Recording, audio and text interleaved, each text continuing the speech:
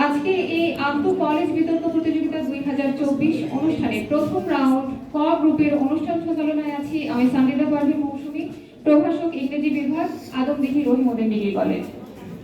এসব ভাবতে শিখি, যুক্তি ও তর্কে মস্তিষ্ককে তীক্ষ্ণ করি।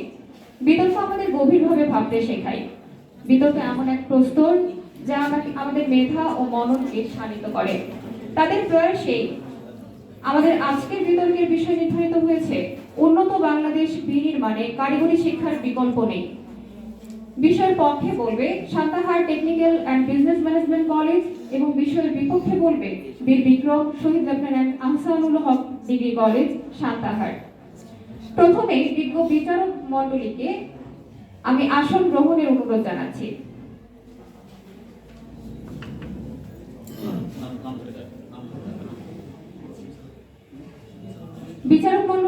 বিচারক প্যানেলে আছেন মোহাম্মদ মাসুদ রানা স্যার, প্রভাষক Bangla, Adamdighi Rahimuddin degree college. Shamsuzzaman sir, প্রভাষক সমাজবিজ্ঞান, হাজী তাসির আহমেদ মহিলা কলেজ। শামীমউদ্দিন প্রামাণিক স্যার, প্রভাষক রসায়ন, হাজী তাসির আহমেদ মহিলা কলেজ।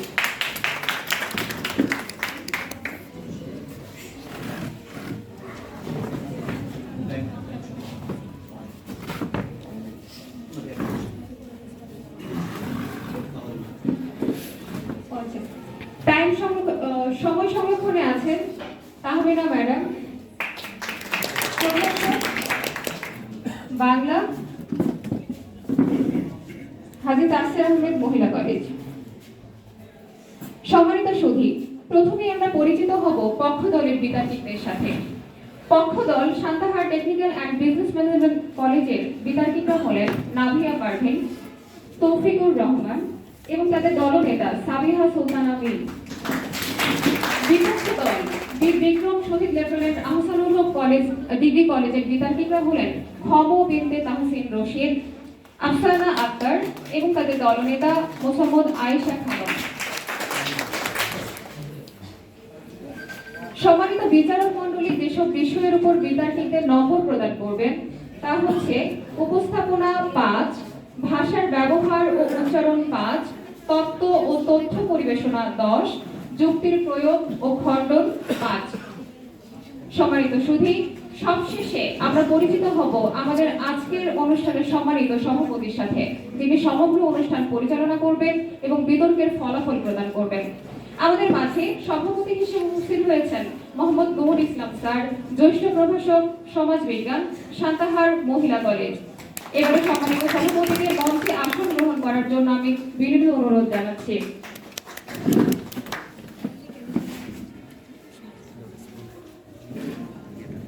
ধন্যবাদ মোহাম্মদ নুরুল ইসলাম স্যারকে আমাদের মঞ্চ আলোকিত করার জন্য। বিতর্ক অনুষ্ঠানটি শুরুর পূর্বে আসুন আমরা প্রতিযোগিতার নিয়মগুলো আরেকবার একটু জেনে নিই। প্রত্যেক বিতর্কিক তার বক্তব্য উপস্থাপনের জন্য মোট 3 মিনিট সময় পাবেন।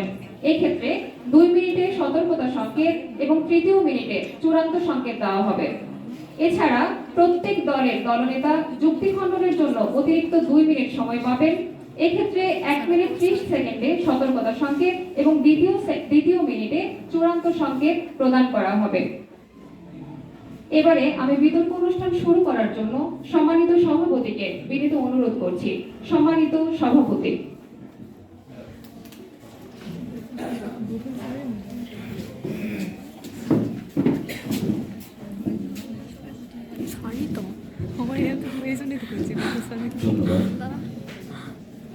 আদমদীঘি উপজেলা নির্বাহী কর্মকর্তা মহোদয়ের উদ্যোগে আন্তঃ কলেজ বিতর্ক প্রতিযোগিতা 2024-এ আপনাদের স্বাগত জানাচ্ছি। এখন শুরু করছি প্রথম রাউন্ড ক গ্রুপের বিতর্ক প্রতিযোগিতা। ক গ্রুপের বিতর্কের বিষয় উন্নত বাংলাদেশ বিনির্মাণে কারিগরি শিক্ষার বিকল্প। আমি এখন পক্ষ দলের প্রথম বক্তা বিতার্কিক নাভিয়া পারভীনকে তার বক্তব্য উপস্থাপনের জন্য আহ্বান করছি।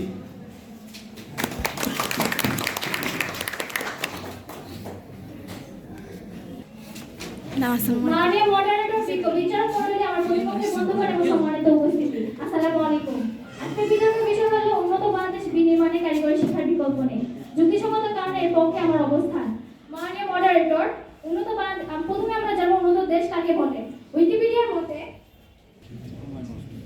উন্নত দেশ বলতে ওই সকল সার্বভৌম দেশকে বোঝায় যারা অর্থনৈতিক উন্নয়ন এবং উচ্চতর প্রযুক্তিগত অবকাঠামোর সর্বোচ্চ স্তর বা নির্দিষ্ট সীমারেখা অবস্থান সহ সম্পন্ন দেশসমূহ অনেকাংশে এগিয়ে রয়েছে। এবার আসছে কারিগরি শিক্ষার সংজ্ঞায়। কারিগরি শব্দটির অর্থ হলো শিল্প প্রণালীর দক্ষতা অর্জন।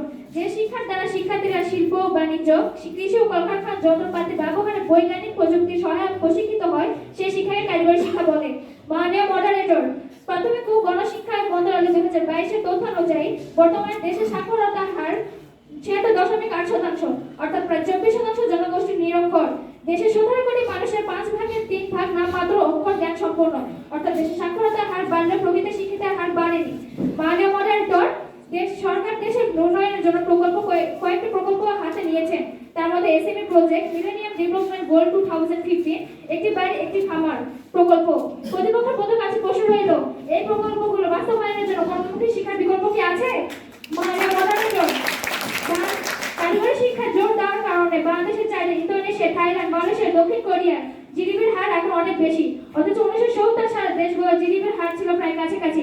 মাননীয় মডারেটর, দ্বিতীয় বিশ্বযুদ্ধে মুখ থুবড়ে পড়া জাপানের দিকে তাকালে আমরা দেখতে পাই বাংলাদেশের চেয়ে অধিক দুর্যোগপ্রবণ দেশ জাপান দক্ষতা বৃদ্ধির মাধ্যমে শিল্পোন্নত দেশের মধ্যে নিজেদের স্থান পাকা করে নিয়েছে। মাননীয় মডারেটর, দক্ষ মানব সম্পদ তৈরিতে ইউসেফ বাংলাদেশের জন্য কাজ করে যাচ্ছে। ইউসেফের মাধ্যমে বাংলাদেশের সুবিধা বঞ্চিত শিশুরা কারিগরি শিক্ষায় দক্ষতা অর্জন করে কর্মসংস্থানের মাধ্যমে নিজেদেরকে প্রতিষ্ঠিত করছে। ইউসেফই হলো কারিগরি শিক্ষার একটি বড় অংশ। মাননীয় মডারেটর,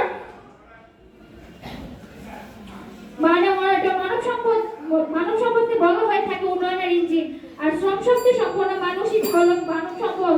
জাপানের উন্নয়নের মূল হাতিয়ারই হলো তাদের দক্ষ মানব সম্পদ।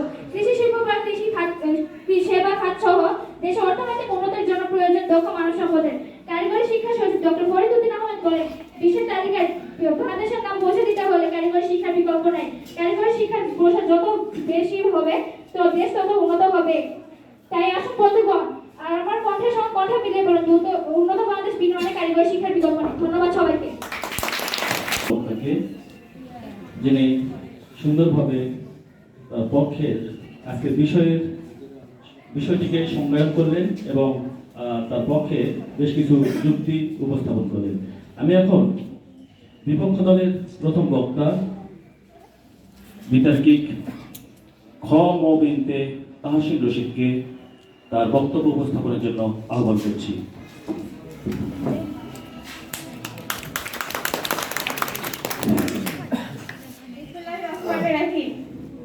আজকের বিতর্ক প্রতিযোগিতায় সম্মানিত সভাপতি, মাননীয় মডারেটর, বিজ্ঞ বিচারক মণ্ডলী, প্রতিপক্ষের বন্ধুদের এবং উপস্থিত সুধী মণ্ডলী সকলকে আমার রক্তিম শুভেচ্ছা এবং সালাম। আসসালামু আলাইকুম জানিয়ে আমি আমার বক্তব্য উপস্থাপন করছি। আজকে বিতর্কের বিষয় উন্নত বাংলাদেশ বিনির্মাণে কারিগরি শিক্ষার বিকল্প নেই। যুক্তিসঙ্গত কারণে আমি এর বিপক্ষে অবস্থান করছি। কারিগরি শিক্ষা হলো এমন এক ধরনের শিক্ষা ব্যবস্থা যা ব্যক্তিকে কোনো নির্দিষ্ট পেশা বা কাজের জন্য ব্যবহারিক দক্ষতা ও জ্ঞান প্রদান করে। এটি মূলত বাস্তবমুখী এবং হাতে কলমে কাজ শেখার উপর জোর দেয়। এর শিক্ষা প্রযুক্তি, প্রকৌশল, কৃষি শিল্প, চিকিৎসা এবং উন্নত প্রযুক্তিগত খাতের জন্য দক্ষ কর্মী তৈরির লক্ষ্য হিসাবে পরিচিত। কারিগরি শিক্ষা সার্বজনীন শিক্ষার একটি অংশ মাত্র। তাই কারিগরি শিক্ষাকে একটি উন্নত দেশে বিনির্মাণের একটি মাপকাঠি বলতে পারি না। কারিগরি শিক্ষাকে আমি ছোট করে দেখছি না। কারিগরি শিক্ষা দ্বারা একজন কেরানি তৈরি করা যেতে পারে, একজন শ্রমিক তৈরি করা যেতে পারে, কিন্তু বিপক্ষের বন্ধুদের বলছি, কারিগরি শিক্ষা দ্বারা কি একজন দক্ষ রাজনীতিবিদ তৈরি করা যাবে? কারিগরি শিক্ষা দ্বারা কি একজন দক্ষ কূটনীতিক তৈরি করা যাবে? কারিগরি শিক্ষা আপনারা বলবেন নিশ্চয় না। একটি দেশকে উন্নত পর্যায়ে পৌঁছে দেওয়ার জন্য প্রয়োজন একজন দক্ষ রাজনীতিবিদ, দক্ষ পরিকল্পনাবিদ, এক দল কর্মকর্তা, সৎ একজন শক্তি। শক্তি। আর এই মানুষগুলো তৈরির জন্য অবশ্যই প্রয়োজন হবে নৈতিকতা, সৎ শিক্ষার। একটি দেশকে সঠিকভাবে পরিচালনা করতে প্রয়োজন হবে নৈতিক শিক্ষার। নৈতিক শিক্ষা বাংলাদেশের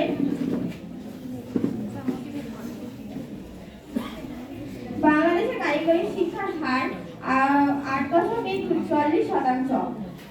3,500 কলেজের মধ্যে আপনাদের কলেজ কারিগরি শিক্ষার মাত্র 15টি। এত কম কলেজ দিয়ে কি আপনারা উন্নত বাংলাদেশ গঠন করতে পারবেন? উন্নত বাংলাদেশ গঠন করতে পারবেন? বাংলাদেশের উন্নত রাষ্ট্রে পরিণত করতে হলে শিক্ষার মানোন্নয়ন, সুশাসন, অর্থনৈতিক স্থিতিশীল এবং বাংলাদেশ সংরক্ষণে একসঙ্গে কাজ করতে হবে। টেকসই উন্নয়নের পরিকল্পনা এবং সবার সম্মিলিত প্রচেষ্টার মাধ্যমে একটি উন্নত ও সমৃদ্ধ বাংলাদেশ গড়ে তোলা সম্ভব। আর এই জন্য তৈরির জন্য কারিগরি শিক্ষা দ্বারা কখনোই সম্ভব নয়। এই জন্য ধন্যবাদ মাননীয় মডারেটর, ধন্যবাদ বিচারক মন্ডলী, সকলকে ধন্যবাদ। ধন্যবাদ বিপক্ষ দলের প্রথম বক্তাকে। আজকের বিষয়ে বিপক্ষে যুক্তি তুলে ধরার চেষ্টা করছেন। এখন আমি পক্ষ দলের দ্বিতীয় বক্তা বিতার্কিক তৌফিকুর রহমানকে তার বক্তব্য উপস্থাপনের জন্য আহ্বান করছি।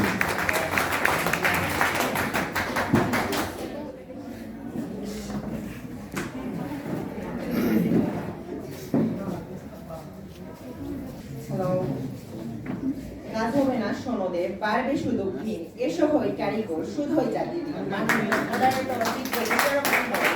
প্রতিপক্ষের বন্ধুগণ এবং সম্মানিত উপস্থিতি, আসসালামু আলাইকুম। আজকের বিতর্কের বিষয় উন্নত বাংলাদেশ বিনির্মাণে কারিগরি শিক্ষার বিকল্প নেই। যুক্তিযুক্ত কারণে এর পক্ষে আমার অবস্থান। মাননীয় মডারেটর, একটি দেশের অমূল্য সম্পদ হলো জনসংখ্যা। বাংলাদেশের প্রতি বর্গ কিলোমিটারে প্রায় 1265 জন লোক বাস করার পরেও এদেশ উন্নত বাংলাদেশে পরিণত হতে পারছে না। এজন্য প্রয়োজন কারিগরি শিক্ষা। হাতে হাতে গর্ব দেশ কারিগরি শিক্ষার বাংলাদেশ। আর্টিফিশিয়াল ইন্টেলিজেন্স নির্ভর চতুর্থ শিল্প বিপ্লব বিশ্বব্যাপী করা যাচ্ছে। আর এটা শুধু সম্ভব হয়েছে কারিগরি শিক্ষার মাধ্যমে। বাংলাদেশের 17 কোটি মানুষের 34 কোটি হাত যদি কর্মীর হাতে পরিণত হয়, তাহলে কোনো শিক্ষিতকে চাকরির আশায় বসে থাকতে হবে না। তারা নিজেরা উদ্যোক্তা হয়ে পরিবার, সমাজ এবং রাষ্ট্রকে বেকারত্ব থেকে মুক্তি দিতে পারবে। মাননীয় মডারেটর, জাতীয় শিক্ষা কমিশনের রিপোর্টে বলা হয়েছে education should be developed as to increase productivity, অর্থাৎ উৎপাদনশীলতা বাড়ানোর জন্য পরিকল্পনা করতে হবে। আর তা সম্ভব একমাত্র কারিগরি শিক্ষার মাধ্যমে। মাননীয় মডারেটর, 2017 ও 2022 সালে শ্রম শক্তি জরিপ থেকে জানা গিয়েছে স্নাতক ডিগ্রিধারী বেকারের সংখ্যা গত 5 বছরে 4 লাখ থেকে 8 লাখে উন্নীত হয়েছে। তথ্য ডিবিএস। জাতীয় বিশ্ববিদ্যালয়ের উপাচার্য অধ্যাপক আমানুল্লাহ বলেন, দেশের কারিকুলাম কারিগরি শিক্ষার সঙ্গে সম্পৃক্ত নয়।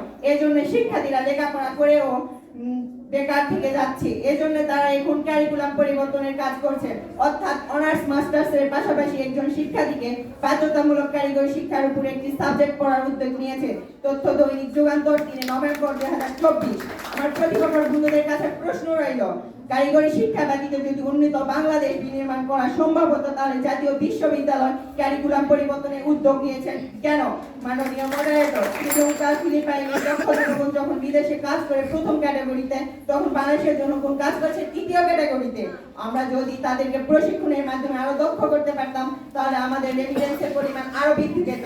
আমার প্রতিপক্ষের বন্ধুগণ, কারিগরি দক্ষতার মাধ্যমে চীন তার 142 কোটি জনগোষ্ঠীকে মানব সম্পদে রূপান্তর করে শিল্পায়নের ইউরোপের সঙ্গে প্রতিযোগিতায় লিপ্ত হয়েছে। মাননীয় মডারেটর, যে কোনো যুদ্ধ জয়ের জন্য চাই উপযুক্ত হাতিয়ার, আর দক্ষ জনগোষ্ঠী হচ্ছে যে কোনো রাষ্ট্র উন্নয়নের মক্ষম হাতিয়ার। উন্নত বাংলাদেশ বিনির্মাণে আমাদের অদক্ষ জনগোষ্ঠী হলো লাঠি সোঁটার মতো দুর্বল হাতিয়ার। আমরা প্রতিপক্ষের বন্ধুর কাছে প্রশ্ন রইল, এই ডিনামাইটের যুগে আপনি লাঠি সোঁটা নিয়ে কিভাবে যুদ্ধে জয়ী হবেন? ধন্যবাদ পক্ষ দলের দ্বিতীয় বক্তা তৌফিকুর রহমানকে তার সুন্দর তথ্য ও তথ্যপূর্ণ যুক্তি উপস্থাপনের জন্য। আমি এখন বিপক্ষ দলের দ্বিতীয় বক্তা বিতার্কিক আফসানা আক্তারকে তার বক্তব্য উপস্থাপনের জন্য আহ্বান করছি।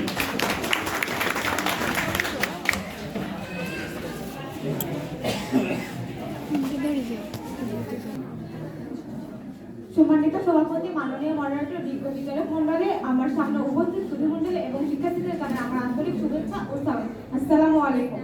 আজকের বিতর্কের বিষয়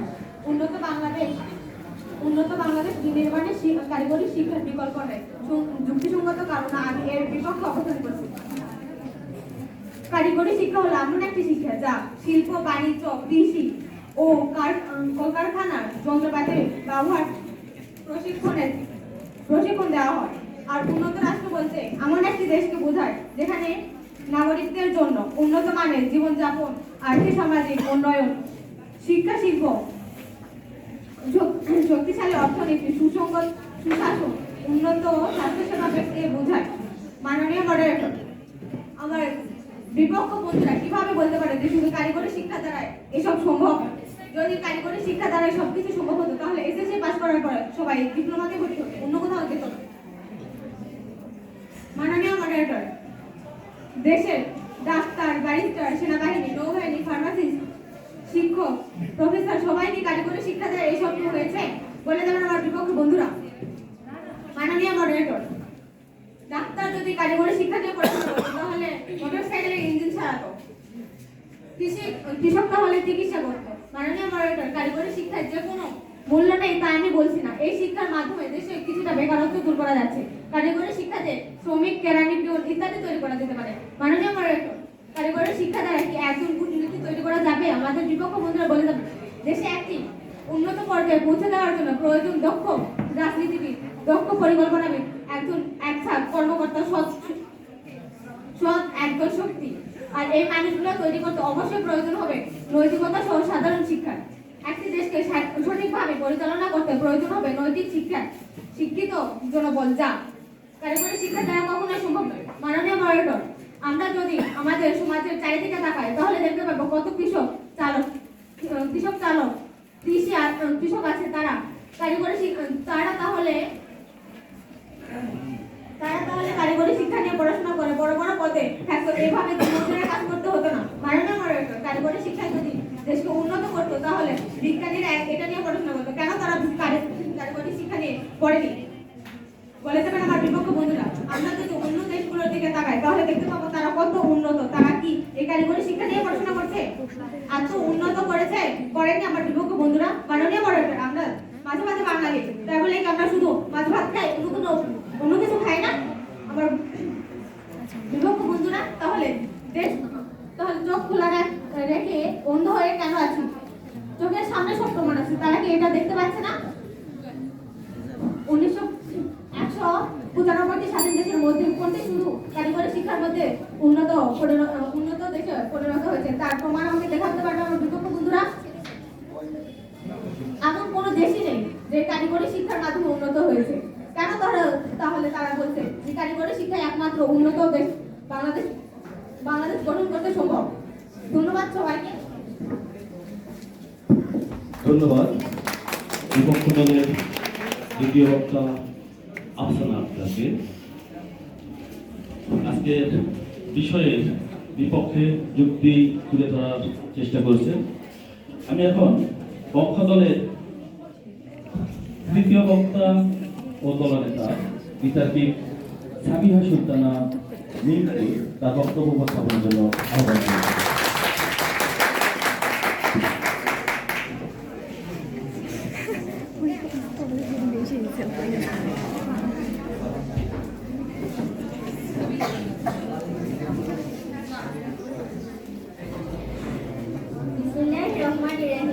মাননীয় মডারেটর, কাজ না পেয়ে দেশের লাখ লাখ কোটি মানুষ যখন জাতির ঘাড়ে দীর্ঘ শ্বাস পেয়েছে তখন মনে ডায়েরিতে ভেসে ওঠে রফিকাতের সেই কবিতা, হাত দেখা রাস্তাতে তাহলে মানচিত্র খাবো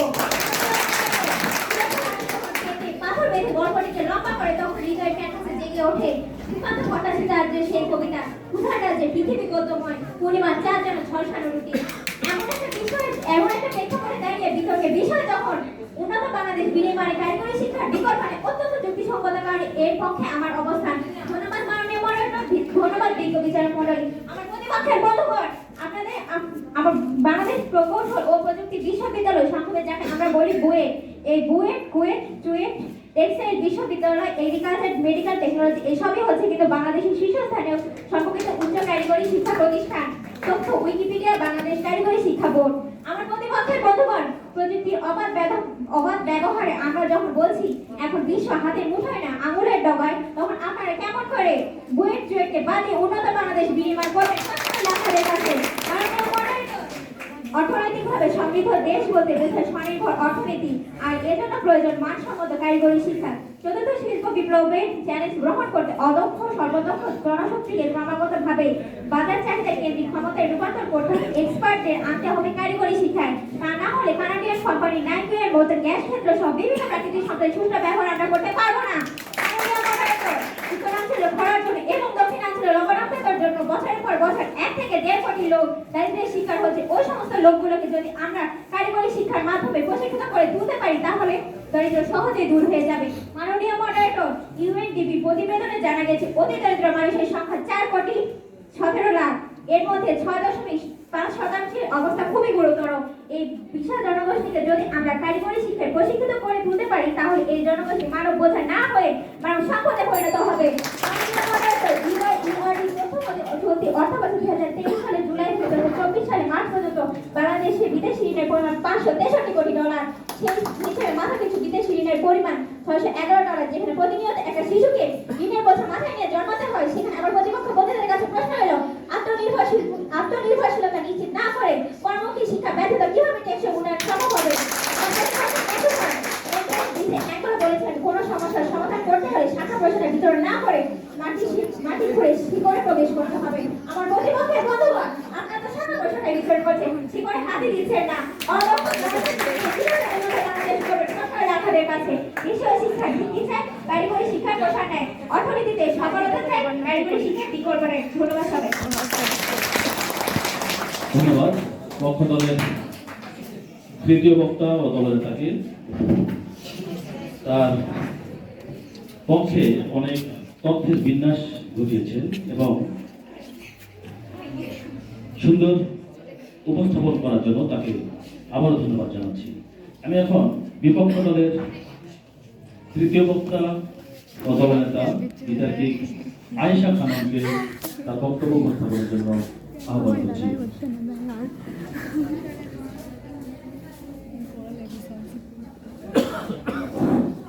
আজকের বিতর্ক প্রতিযোগিতার মাননীয় মডারেটর, সম্মানিত সভাপতি, সম্মানিত বিচারক মণ্ডলী, শিক্ষকবৃন্দ, বিজ্ঞ কর্তৃপক্ষ ও সামনে উপস্থিত দর্শকদের সবাইকে আমার আন্তরিক শুভেচ্ছা ও সালাম। আজকের বিতর্কের বিষয় উন্নত বাংলাদেশ বিনির্মাণে কারিগরি শিক্ষার কোনো বিকল্প নেই। আমি এই বিষয়ে বিপক্ষে উপস্থাপন করতে যাচ্ছি। মাননীয় মডারেটর, কারিগরি শিক্ষা নিঃসন্দেহে গুরুত্বপূর্ণ, কিন্তু আমি বিশ্বাস করি শুধুমাত্র কারিগরি শিক্ষার উপর নির্ভর করে উন্নত বাংলাদেশ গড়া কখনোই সম্ভব নয়। একটি দেশের সার্বিক উন্নতির জন্য কারিগরি শিক্ষা ছাড়াও অন্যান্য শিক্ষার ক্ষেত্রে গুরুত্বপূর্ণ। প্রতিপক্ষ দল কারিগরি শিক্ষার অপরিহার্যতা তুলে ধরেছেন, কিন্তু তারা ভুলে গেছেন যে উন্নত রাষ্ট্র গঠনের জন্য একটি ভারসাম্যপূর্ণ ও বহুমুখী শিক্ষা ব্যবস্থার প্রয়োজন। উন্নয়ন মানে কেবল প্রযুক্তিগত উন্নয়ন নয়, বরং মানবিক, সামাজিক, সাংস্কৃতিক উন্নতিও প্রয়োজন। শুধুমাত্র কারিগরি শিক্ষা দিয়ে সমাজের নৈতিক মূল্যবোধ, নেতৃত্বগুণ বা সামাজিক চিন্তা গড়ে তোলা কখনোই সম্ভব নয়। প্রতিপক্ষ দল, ভাবুন তো, যদি সমাজে শুধু প্রযুক্তিগত দক্ষতা বাড়ে কিন্তু নৈতিকতা, মানবিকতা এবং নেতৃত্বের গুণাবলী না থাকে, তাহলে কি সত্যিকার অর্থে উন্নত বাংলাদেশ গড়া সম্ভব? মহাত্মা গান্ধীজি বলেছেন, শিক্ষা যদি মূল্যবোধ শিক্ষা না হয় তবে তা সমাজকে এগিয়ে নিয়ে যাবে। অর্থাৎ শুধুমাত্র কারিগরি দক্ষতা দিয়ে নৈতিক অবক্ষয় রোধ করা কখনোই সম্ভব নয়। প্রতিপক্ষ দল, লক্ষ্য করুন, বছরের পর বছর নাম করাস্ত অনেক কারিগরি শিক্ষা প্রতিষ্ঠান চলছে। নিয়মিত প্র্যাকটিক্যাল ক্লাস না হওয়া, অপর্যাপ্ত ল্যাব রয়েছে, দক্ষ শিক্ষক না থাকার মতো অভিযোগ। বাংলাদেশে কারিগরি শিক্ষার হার 8.44%। কারিগরি শিক্ষার জন্য বিজ্ঞানমুখী হওয়ার প্রয়োজন ছিল, কিন্তু আমরা দেখছি আর্টস, কমার্স সকলেই এখানে পড়াশোনা করছে। কথায় আছে, গান নাই কোনো গতি, তার ঝোঁক আছে কারিগরির প্রতি। সুতরাং কারিগরি শিক্ষা বাংলাদেশের উন্নতির কখনোই একমাত্র হতে পারে না। প্রতিপক্ষদের মধ্যে একজন বলে গেলেন যে কারিগরি শিক্ষা নাকি বেকারত্ব কমায়, কিন্তু আসুন তো আমরা বাস্তবতা দেখি। কারিগরি শিক্ষা দিয়ে সাধারণত বেকারত্ব কমানোর জন্য একটি কার্যকর মাধ্যম হিসেবে বিবেচিত হলেও এটি বেকারত্ব সমস্যা বাড়াই দেয়।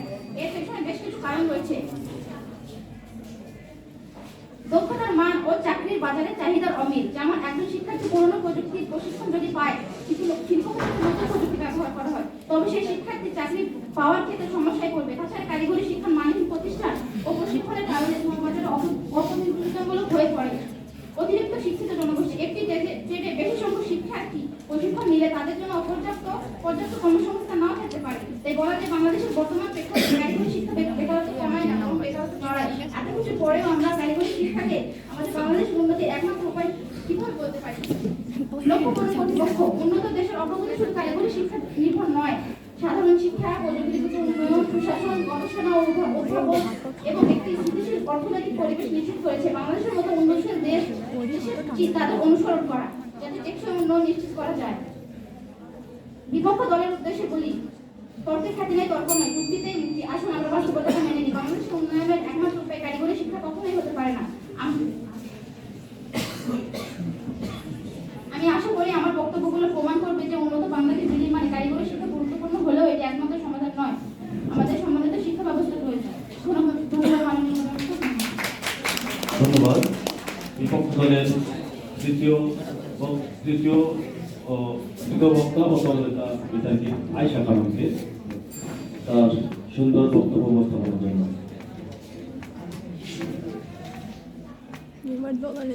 এখন আমি পক্ষ দলের দলনেতা সাবিহা সুলতানা মিমকে যুক্তি খণ্ডনের জন্য আহ্বান করছি।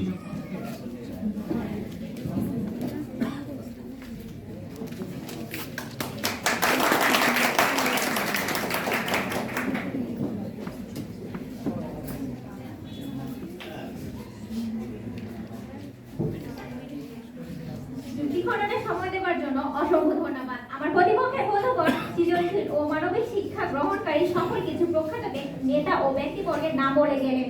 এ প্রসঙ্গে আমি বলতে চাই, একবিংশ শতাব্দীতে তথ্য প্রযুক্তির যুগে দাঁড়িয়ে যদি আপনার এই উদাহরণগুলো টানেন, তাহলে আমাকে বলতেই হচ্ছে তেল মাখানো বাঁশ দিয়ে আপনারা ভারতের উপরে ওঠানোর চেষ্টা চিকিৎসা শাস্ত্রের উদাহরণ টেনেছেন। আমার প্রতিপক্ষের বন্ধুগণ ডিপ্লোমা ইন মেডিকেল টেকনোলজি কিন্তু কারিগরি শিক্ষা বোর্ডের একটি কোর্স, আর স্বল্প মেয়াদী নয়, 4 বছর মেয়াদী একটি শিক্ষাক্রম। বন্ধুগণ, ডাক্তার কিন্তু চিকিৎসাপত্র লেখেন রিপোর্ট অনুসারে। একজন মেডিকেল টেকনোলজিস্টের নির্ভুল রিপোর্টে যেমন ডাক্তার একজন রোগীর জীবন বাঁচাতে পারেন, তেমনি ভুল রিপোর্টে রোগীর জীবন নাশের কারণও হতে পারে। ফলে কারিগরি শিক্ষার বিকল্প কি শিক্ষা আছে তা প্রশ্ন রইল আপনাদের কাছে। আর কারিগরি শিক্ষা কিন্তু অবশ্যই 4 বছর মেয়াদী একটি শিক্ষাক্রম। আমার প্রতিপক্ষের বন্ধুগণ উন্নয়নের জন্য সরকারি নীতি ও প্রণয়ন বাস্তবায়নের কথা বলে গেলেন। প্রতিপক্ষের বন্ধুগণ সরকার কেন নীতি প্রণয়ন করে এবং নিশ্চিত জনগণের কল্যাণের জন্য, কিন্তু বন্ধুগণ যেখানে মানুষের পেটের ক্ষুধা নিবৃত্ত হয় না, সেখানে মানুষ কি তার কল্যাণের জন্য নীতি মানবে নাকি ক্ষুধা নিবারণের কথা ভাববে? এটা প্রশ্ন রইল আপনাদের কাছে। মাননীয় মডারেটর প্রবাদ আছে, poverty is the parent of revolution and crime. যেখানে বলা হয়েছে অপরাধের অভিভাবকই হচ্ছে অভাব। এছাড়া প্রখ্যাত ইতিহাসবিদ টাকিটুস বলেছেন, যেখানে অভাব আছে সেখানে দুর্নীতির জন্ম নেয়। আমার প্রতিপক্ষের বন্ধুগণ দূর থেকেই কারিগরি শিক্ষা ব্যবস্থাকে হেয় জ্ঞান করছেন। মাননীয় মডারেটর, যেখানে আমার দেশে 17 কোটি মানুষের 5 ভাগে 3 ভাগ অক্ষর জ্ঞান সম্পন্ন মাত্র, যাদের শুধু সাক্ষরতার হারের জন্য গণনা করা হয়, সেই স্বল্প শিক্ষিত জনগোষ্ঠীকে প্রশিক্ষণের মাধ্যমে দক্ষ না করে কিভাবে তাদেরকে দিয়ে উন্নত বাংলাদেশ গড়বে? এটা প্রশ্ন আপনাদের কাছে। ধন্যবাদ পক্ষ দলের দলনেতাকে। আমি এখন বিপক্ষ দলের দলনেতাকে আহ্বান করছি। বিপক্ষ দলের দলনেতা আয়েশা খানম, তাকে তার বক্তব্য পেশ করার জন্য আহ্বান করছি। ধন্যবাদ মাননীয় মডারেটর, আমাকে বক্তব্য দেওয়ার সুযোগ করে দেওয়ার জন্য। সম্মানিত বিচারক মণ্ডলী, শ্রদ্ধেয় শিক্ষক, শ্রোতাগণ, আমার বিপক্ষ দলের সম্মানিত বক্তাদের বক্তব্য আমি মনোযোগ সহকারে শুনেছি। প্রথমে বলে রাখতে চাই, আমরা কারিগরি শিক্ষাকে কোনোভাবে হেয় করে দেখছি না। তারা উন্নত বাংলাদেশ বিনির্মাণে কারিগরি শিক্ষার অপরিহার্যতা নিয়ে বেশ কয়েকটি যুক্তি উপস্থাপন করেছেন। তবে আমি মনে করি তাদের যুক্তিগুলো একপাক্ষিক, সীমিত এবং বাস্তবতা থেকে অনেকটাই দূরে। বিপক্ষ দল বলেছেন কারিগরি শিক্ষা কর্মসংস্থান বৃদ্ধি করবে, তবে শুধু